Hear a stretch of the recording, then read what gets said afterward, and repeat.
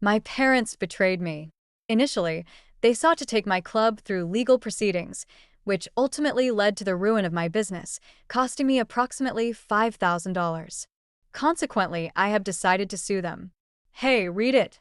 I've spent the last couple of hours staring at this screen wondering if I should really post this. You know that weird moment where you want to share but also feel like it's opening a part of your soul to strangers? Well, I guess here goes nothing. This is my story. A story of pain, survival, betrayal, and somehow through it all, finding a way out. I'm hoping that maybe someone out there will understand, and maybe I can start piecing together the shattered parts of me. I don't know if you've ever felt like you didn't belong in your own home, but that was my reality growing up. My parents, Richard and Teresa, were individuals who should not have had children, yet they did, and unfortunately, I was the one who had to endure the consequences from the moment I could form memories. I recall feeling unwanted, as though I was some kind of mistake. My father, Richard, was cold and distant, but it was more than that. He was a tyrant, no, scratch that, he was a monster in a suit, someone who used intimidation and fear to control every aspect of my life. My mother, Teresa, was no better. She possessed a talent for manipulation, twisting every minor incident into my fault. She was the queen of guilt-tripping, using her sweet voice to convince the outside world that she was the perfect mother while making my life a living hell. I experienced two distinct versions of my parents, the public persona they presented to the world, and the authentic selves I encountered daily. We were an average middle-class family residing in a respectable neighborhood with stable employment, engaging in typical family activities. However, this facade concealed a tumultuous environment. I never felt that my efforts were sufficient, whether it was my academic performance, my behavior, or even my mere existence. I recall a time when I was around 9 years old, and I brought home a plus on a math test. I was proud of it, considering the effort I had put in. However, when my father saw the grade, he did not even acknowledge me. He merely shook his head and expressed his disappointment, suggesting that I would be a failure if I did not improve. That was my father. No words of encouragement, no recognition of effort, just disappointment.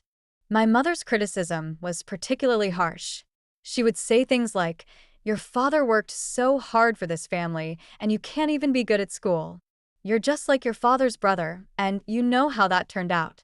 Her favorite comparison was to my uncle, who had been disowned by the family for being an alcoholic and a gambler. This was her way of conveying to me that I was just as worthless as he was. However, the physical abuse was a different matter altogether. My father had a tendency to turn minor incidents into justifiable punishments. I could be standing in his way, or perhaps I didn't respond promptly to his inquiries, and he would become enraged.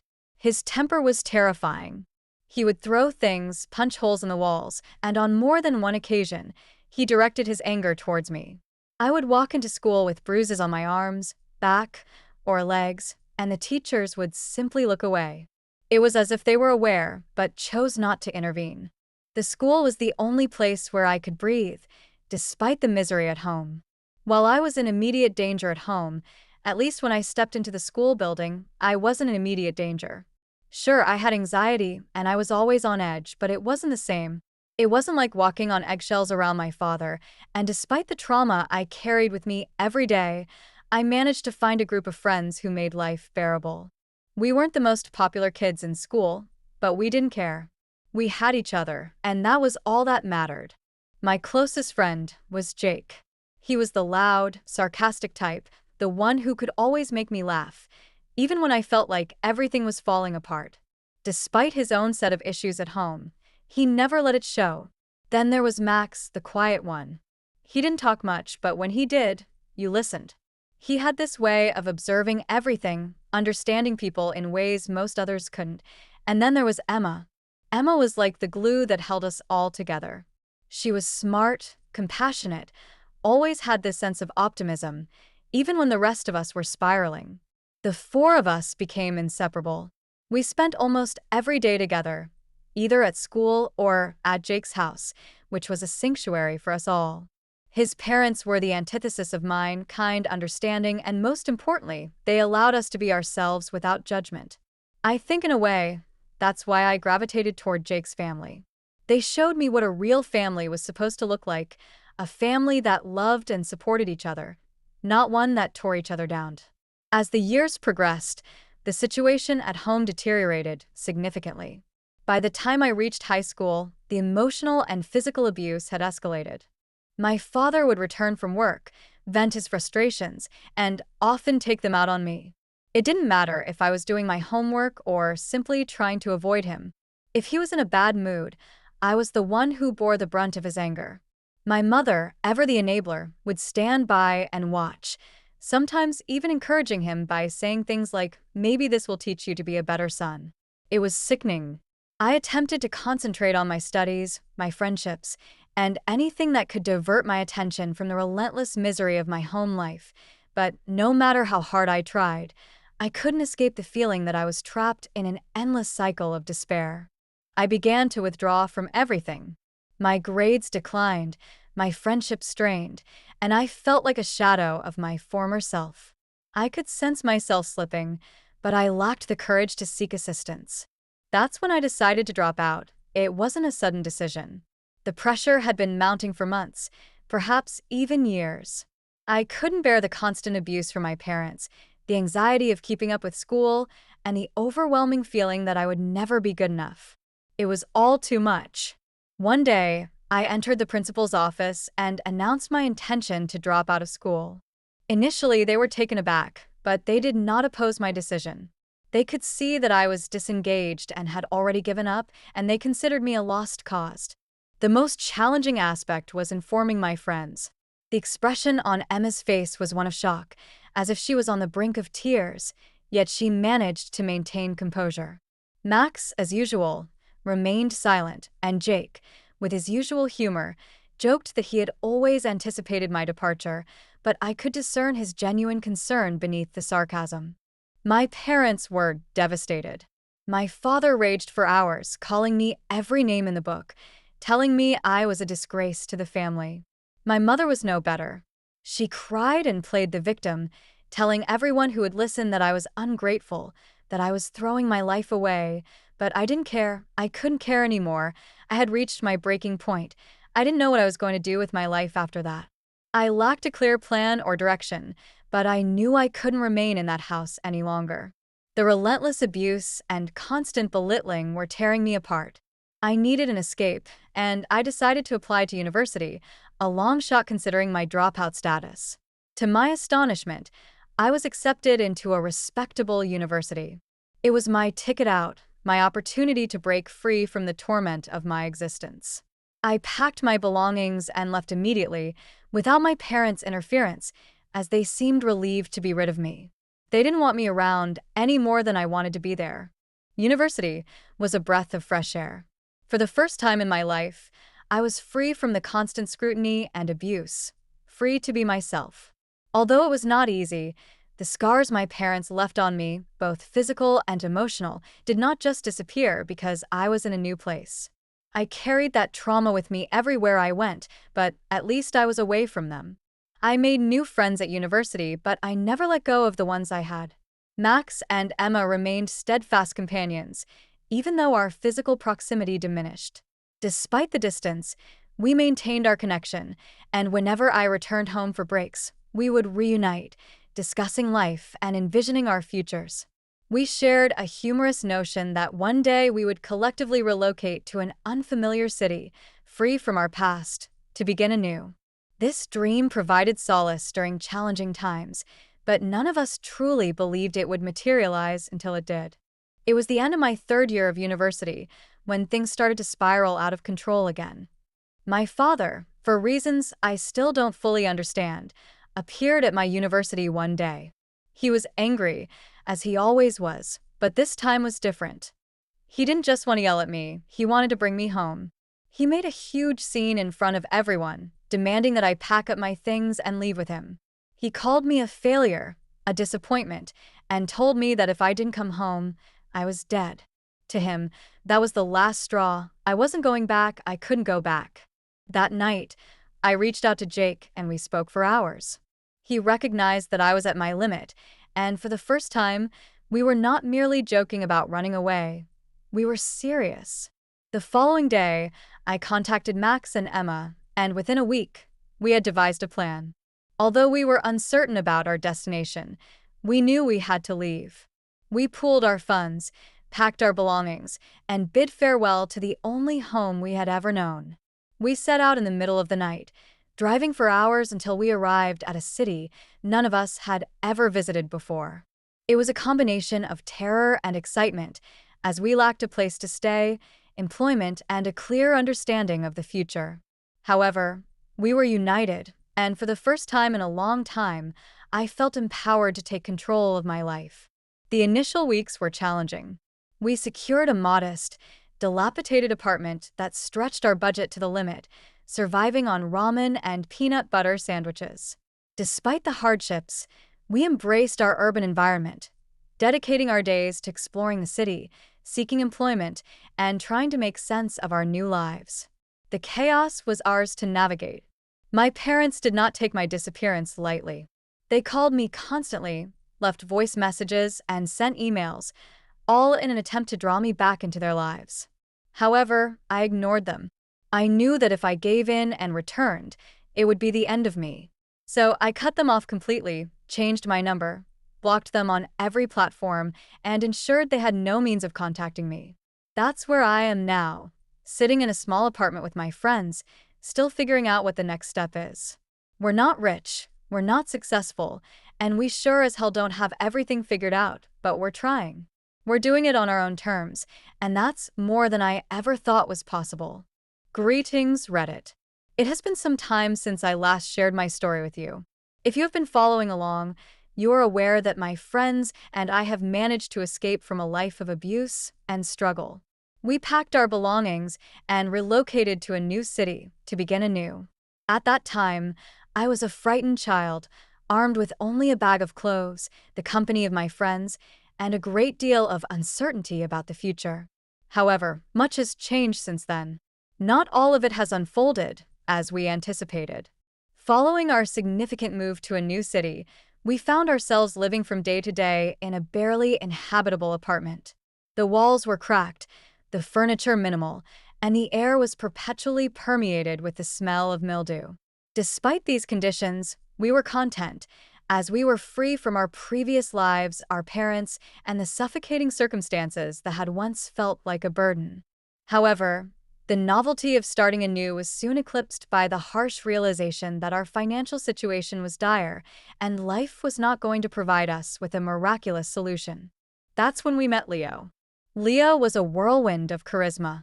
He wasn't much older than us, maybe in his mid-20s, but he carried himself like he had seen and done everything there was to do. He was the kind of guy who always had the best story to tell at a party, the guy who knew a guy who could get you whatever you needed, no questions asked. At first we didn't trust him. I mean, how could we? He was way too smooth, too self-assured, but when you're desperate, trust comes easier than it should. Leo's financial success was achieved through methods that were not entirely legal, yet not entirely illegal either. He operated in the gray area where hustlers often thrive.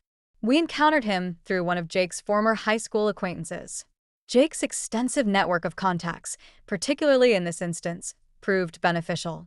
One evening, while pondering how to cover our rent for the upcoming month in our modest apartment, Jake suggested that he knew someone who might be able to assist us. This individual, though unconventional, had amassed considerable wealth and was actively seeking partners. Initially, I was hesitant about the idea. The last thing I wanted was to be involved in something shady. However, our financial situation was dire. We were barely scraping by, and the jobs we had lined up weren't sufficient to cover our expenses. Max was working part-time as a tech support guy, Emma was still working as a waitress, and Jake and I were taking on odd jobs whenever we could. None of us were earning more than a few $100s a month, and it wasn't enough. So we decided to meet Leo. The first time we encountered him, it was evident that Leo was exceptional. His sharp attire and confident demeanor immediately conveyed a sense of assuredness, making one feel as though they were in the presence of someone who had everything under control. Leo possessed the charisma to sell sand in the desert. He invited us to a coffee shop in town, treated us to drinks, and began our conversation. You guys want to make some money, right? He asked, already knowing the answer. I have a way for you to do it quickly, simply, and without any strings attached. At this point, we were all ears. Leo began to explain his plan, which he termed the Bureau. The concept was straightforward.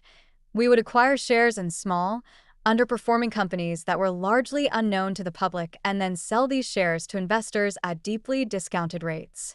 The key was that the companies we were dealing with were teetering on the brink of bankruptcy, yet we would portray them as undervalued and on the cusp of a turnaround.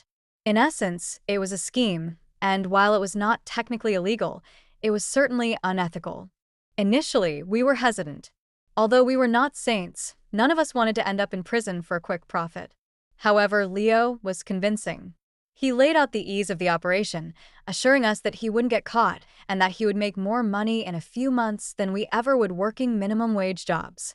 He even provided some numbers showing how he had done this before and made a killing. I'm not saying you'll be millionaires, Leo said with a grin, but you'll be a hell of a lot better off than you were right now.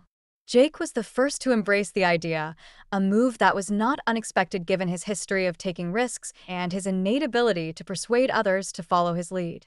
Max, as the tech expert, recognized the potential for automation, which would simplify and reduce the risks associated with the process. Emma, however, was not enthusiastic about the plan.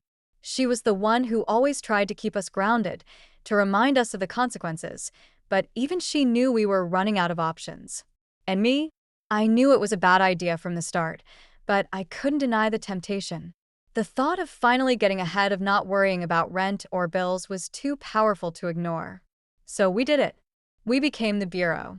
The initial weeks were marked by a slow pace, as we were still acclimating to our roles, learning how to pitch stocks, identifying potential targets, and building trust with potential investors. Leo instructed us on how to engage with potential buyers, convincing them of the potential in these struggling companies. Jake, with his innate charisma, quickly emerged as our primary salesman, capable of persuading anyone. Soon, he was closing deals at an impressive rate. Max established our website, presenting a polished, professional facade that gave the impression of legitimacy. He meticulously crafted it to appear legally sound, complete with fabricated documents and company profiles. It was unsettling how proficient he was at this. Emma managed the financials, ensuring all transactions were meticulously recorded and organized. Despite her reservations about our activities, she maintained her silence. I found myself in a middle ground, assisting wherever needed, while avoiding deep contemplation of the deceptive nature of our operations. Surprisingly, it worked. Sales began to increase, albeit modestly at first, but enough to sustain our operations. As word of our success spread, more and more people approached us, eager to invest in these undervalued stocks. The rapid growth was astonishing. Within a few months, we were generating thousands of dollars in profit, far exceeding our initial expectations. It felt like we were on top of the world. We had money, we had freedom, and for the first time in a long time, we didn't feel like we were just surviving, we were thriving. We even upgraded our apartment, moving into a nicer place with actual furniture and a kitchen that didn't look like it was about to fall apart. However, with our success came paranoia. As we grew, our concerns about being discovered intensified. We were walking a fine line, and we all knew it. Every time the phone rang, my heart would skip a beat, fearing it was the police or an angry investor coming to shut us down. We had gotten in too deep, and now we were stuck. Leo, of course, didn't seem to care. He kept telling us we were untouchable, that no one would catch on as long as we played it cool. We encountered Mike, one of our more serious buyers, who was unlike the others we had dealt with. Most of our clients lacked knowledge about investing, merely seeking a quick profit. However, Mike was different. He was well-informed and began asking questions that we couldn't answer. He demanded financial reports, balance sheets, and proof of the legitimacy of the companies we were selling shares in. Initially, we attempted to dismiss his inquiries, but Mike persisted, eventually threatening to report us. This realization compelled us to cease operations, as we could no longer afford the risk of further complications. One misstep could have led to the collapse of everything we had built. The decision was difficult, but it was the right one. We had earned a substantial amount of money, more than enough to start anew, and the risks of being caught were too high.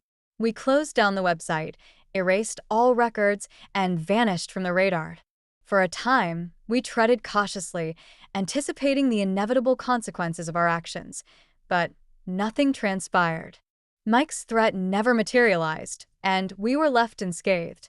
However, we now faced a new challenge: what to do with the substantial funds we had amassed. Jay proposed the establishment of a gaming club, an idea that seemed unconventional yet appealing. Having grown up playing video games and witnessing the rise of esports and gaming culture, opening a gaming club seemed like the ideal way to legitimize our gaming prowess. Moreover, it offered us the opportunity to create something meaningful and tangible. We pooled our resources and located an old building in the city. Despite its dilapidated state, it held potential. Over the next few months, we worked tirelessly to renovate it, transforming it into the ultimate gaming haven. We invested in high-end gaming PCs, consoles, and even some classic arcade machines. The walls were adorned with neon lights and posters from our favorite games. It was the kind of place we would have loved to frequent when we were younger. We named it the Nexus, and it didn't take long for it to become a hit. Initially, it was frequented by a few regulars, primarily college students and locals seeking a place to relax and engage in gaming. As word spread, the number of visitors increased. We organized tournaments, streamed esports events, and even established a small team. The Nexus quickly became the go-to destination for gamers in the city. We were finally making money the right way.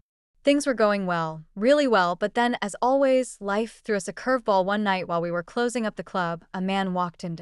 He was older, in his 40s, wearing a suit that looked out of place in our little gaming haven. He introduced himself as Detective Harris, and right away I felt my stomach drop. I thought for sure this was it. The Bureau had caught up with us, but instead Harris pulled out a picture of Leo. "Have you seen this man?" he asked. Leo had vanished months ago, without a word. One day he was there helping us set up the Nexus, and the next he was gone. His phone was disconnected and his apartment was empty. We had no idea where he went or why he left. Detective Harris revealed that Leo's disappearance was connected to a much larger issue that had garnered the attention of law enforcement. I informed the detective of the truth. We had not seen or heard from Leo since his disappearance. Harris appeared unconvinced, but refrained from pressing further. He provided his card and instructed us to contact him if we received any new information. Following his departure, we sat in silence, grappling with the implications of the conversation. Leo had always been a bit shady, but we had no idea he was involved in something serious enough to involve the police. That night, we made a pact. No more shady deals, no more risks. We were determined to keep the Nexus clean and legitimate no matter what. Since then, things have been going well. We've expanded the Nexus, opened a second location, and even started considering branching out into other areas, perhaps opening a cafe or a tech repair shop. We are constructing something tangible, something we are proud of, and for the first time in a long time, it feels like we are on the right path. However, I still think about Leo sometimes. Where is he now? Is he on the run? Did he get caught? Or is he out there somewhere living a new life just like we are? I guess we'll never know. For now, we're just focused on the future, on building something that lasts. We've come a long way from the days of the Bureau, and while I don't regret what we did to get here, I know we were lucky to get out when we did. Greetings, Reddit. It has been some time since my last update, and the events that have transpired have been intense. If you have followed my journey thus far, you are aware that I have left a toxic existence behind, relocated to a new city with my friends, and established a thriving gaming club known as the Nexus. Life was exceptionally good for the first time in years, but just when I believed I had left my past behind, it resurfaced in a manner I never anticipated. This narrative recounts the struggle I endured as my parents, Richard and Teresa, attempted to undermine my efforts and nearly dismantled everything I had achieved. Spoiler alert, they ultimately failed. It had been nearly 4 years since my last encounter with them, and I had genuinely hoped that I would never have to face them again after the years of abuse, manipulation, and outright hatred they inflicted upon me as a child. I believed they were gone for good. However, The nature of toxic individuals is such that they persistently find their way back into your life, particularly when they observe your success without their presence. A few months ago, I began receiving mysterious phone calls from blocked numbers, followed by long periods of silence and abrupt hang-ups. Initially, I dismissed these as prank calls or the work of lazy telemarketers. However, the arrival of letters marked the beginning of a more sinister pattern. The first letter was cryptic, simply stating, "You can't run from your past forever." Despite my initial disregard, the subsequent letters became increasingly personal, mentioning my parents, the abuse, and even my friends Jake, Max, and Emma. This heightened my concerns, as it seemed the sender was excessively invested in my life. The day my parents appeared at the Nexus was a moment I will never forget. While I was reviewing financial documents in the office, Jake was at the front desk. I heard the door open, but I didn't pay much attention. People came and went throughout the day, but then Jake burst into the office looking pale as a sheet. "They're here," he said, his voice barely above a whisper. I frowned, unsure of what he was referring to. "Who's here?"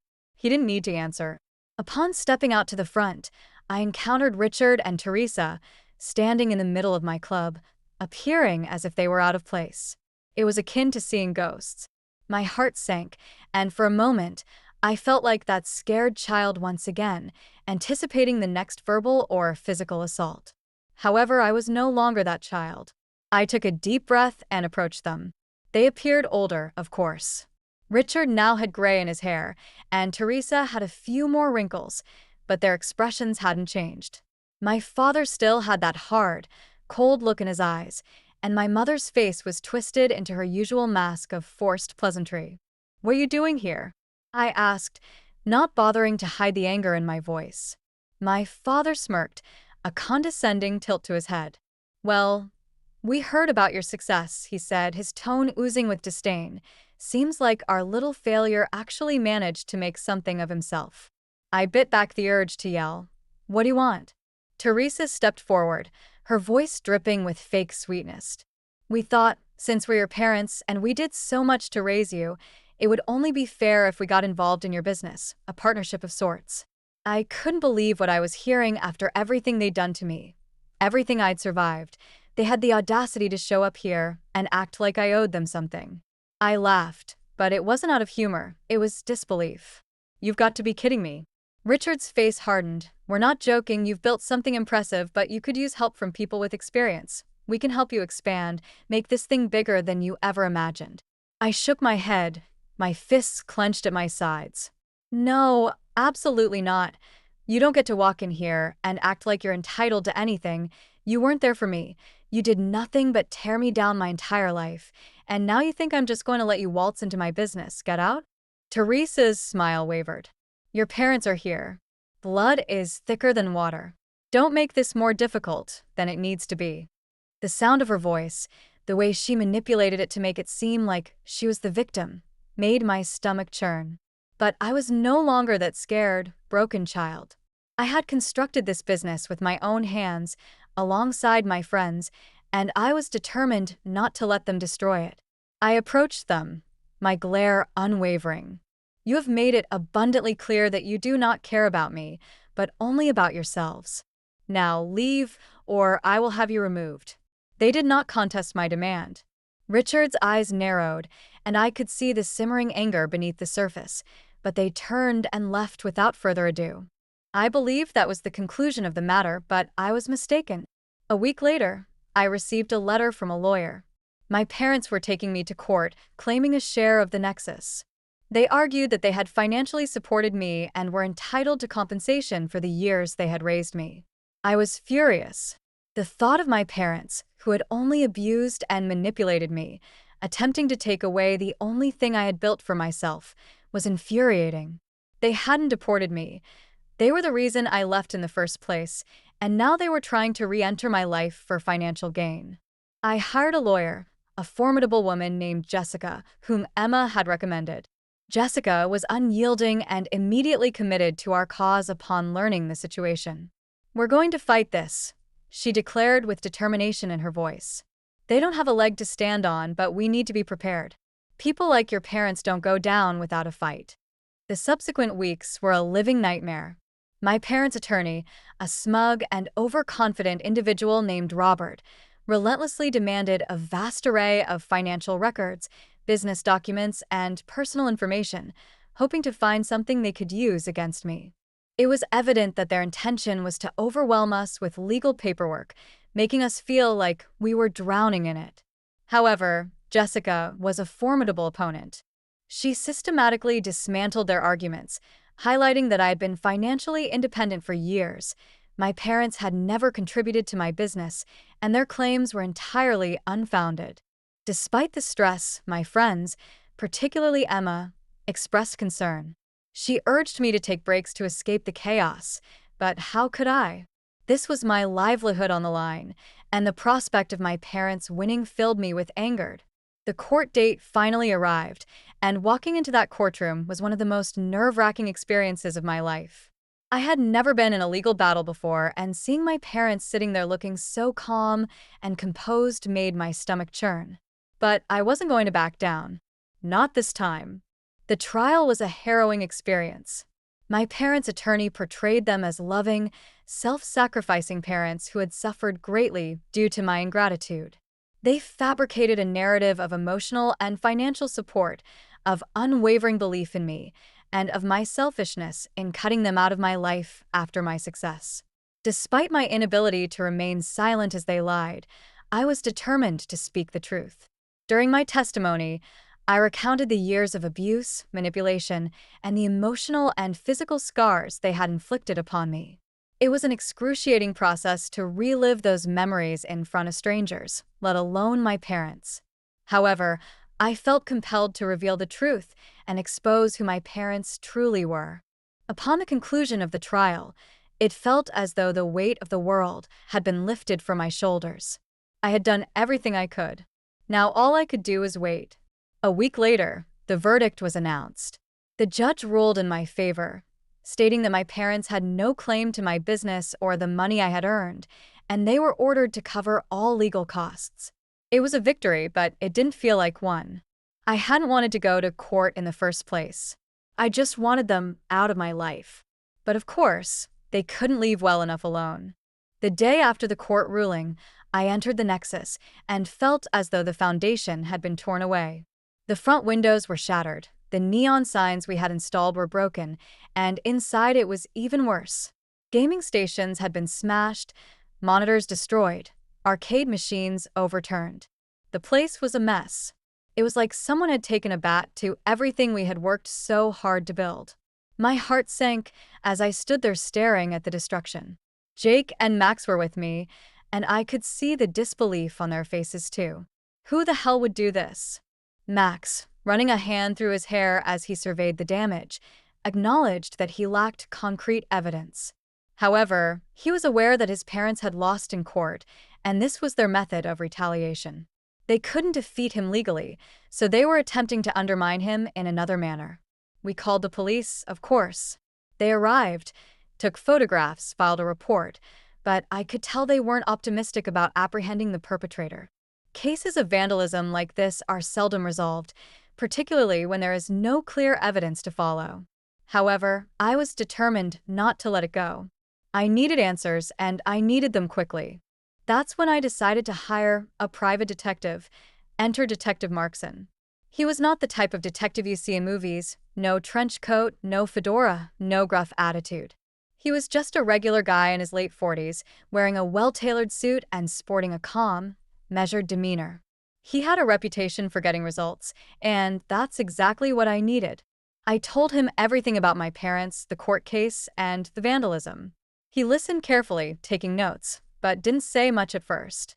When I finished, he nodded. "I'll look into it," he said. "I can't promise anything, but I'll dig around and see what I can find." Individuals like your parents often make mistakes, and Markson began his investigation promptly. He reviewed surveillance footage from nearby businesses, interviewed witnesses in the vicinity, and pursued every lead he could find. It didn't take long for him to start piecing things together. The breakthrough came when Marks and found security footage from a gas station down the street from the Nexus late at night, just hours before the vandalism occurred. Richard's car was spotted pulling into the station. He got out, filled the tank, and then drove off in the direction of the Nexus. While not conclusive, it was sufficient to confirm my suspicions. Markson continued his investigation and eventually uncovered the crucial evidence. A witness, residing in the apartment building opposite the Nexus, had observed two individuals outside the club on that fateful night.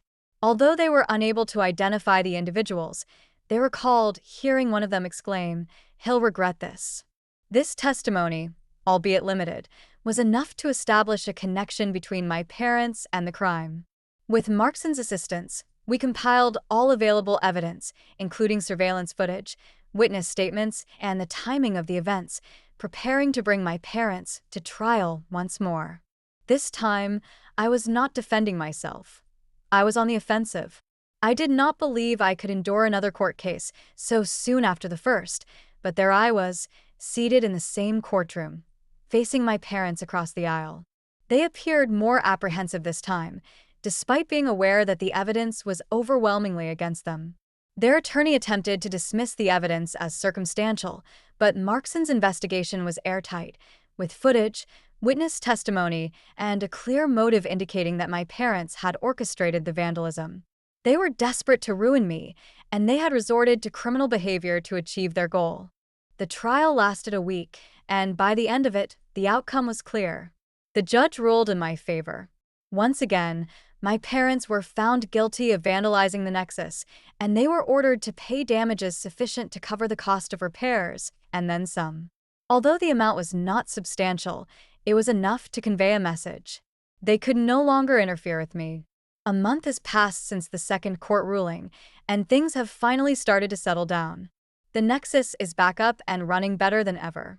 We used the compensation money not only to repair the damage, but also to upgrade our equipment. And business has been booming since then.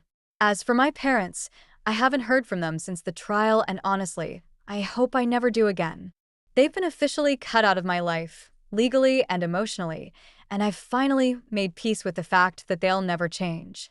My friends Jake, Max, and Emma have been my pillars of support throughout this ordeal. Without their unwavering presence, I doubt I could have endured the past few months. Together, we have created something extraordinary, and no one, not even my parents, can diminish our achievements. So, here I am, transitioning from a frightened child who fled an abusive home to a thriving business owner who has overcome adversity. It has been an exhilarating journey, and although the future remains uncertain, for the first time in my life, I am not apprehensive about it.